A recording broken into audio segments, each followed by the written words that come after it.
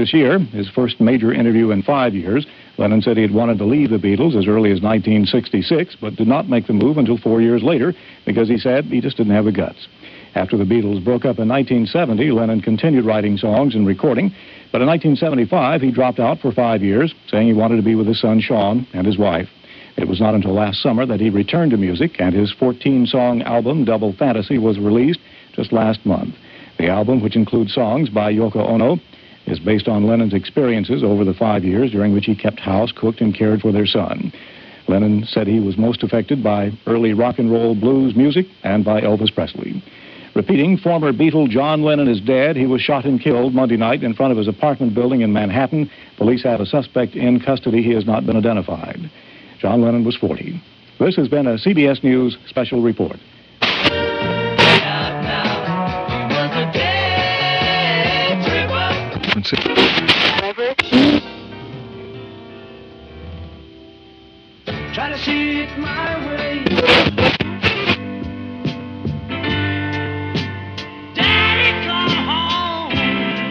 7-3. Okay, you're on the air at CBS FM. Do you have a question? I have a few comments. Okay. I would like to say that I can't think of anyone who deserves more to live for what they have given us. And another feeling that I have is that he is very consciously with us, because he remains in my consciousness. I would also like to encourage the news media to never publish the name of the man who assassinated him. Well, there's an idea, only because of the fact that that's could be a possibility of what he's looking for. Unfortunately, with the structure of news media that we have today, I would feel that would be pretty much impossible, don't you, Eric? Yeah, I don't think there's a chance in the world, although... It's a nice thought.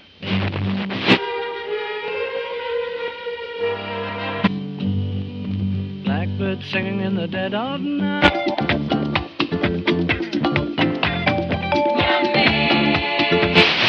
The sound of a revolution. In many ways, now these days are gone.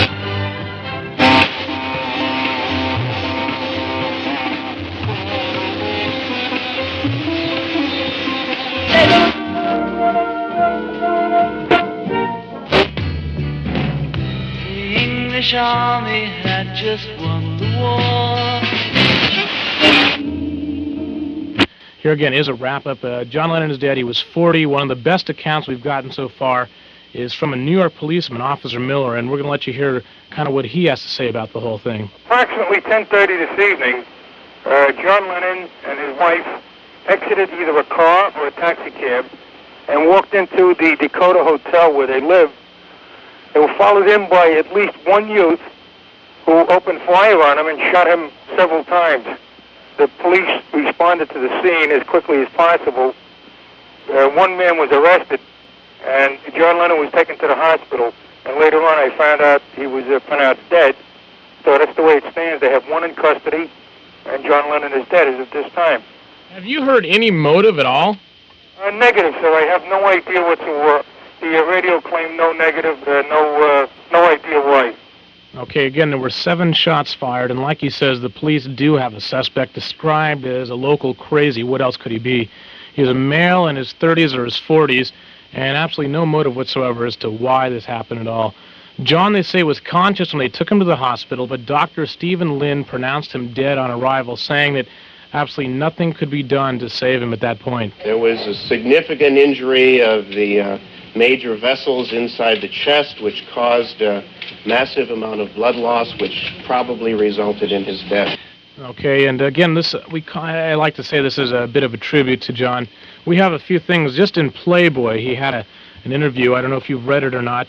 He mentioned a few things about death, and I'd like to read a couple things to you. It may help deal with it. Again, they asked him, what about death? About Rust Never Sleeps Away, Neil Young's thing about how it's better to burn out than to fade away. What did he say? I hate it. He said it's better to fade away like an old soldier than to burn out. I don't appreciate worship of dead, and Sid Vicious, or of dead James Dean, or of dead John Wayne. It's the same thing, making Sid Vicious a hero. Jim Morrison is garbage to me.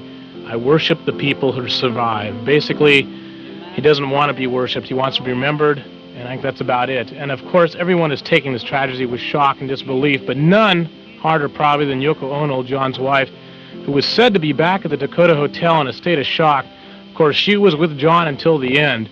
And also at the Dakota, it appears an impromptu memorial is being staged right now. There's hundreds of Beatles fans outside mourning. They'll probably be out all night. And while still just a few feet away, they say, is the puddle of blood left from the attack. I guess it's kind of just a reminder of the sickness of any violence, especially as senseless as this.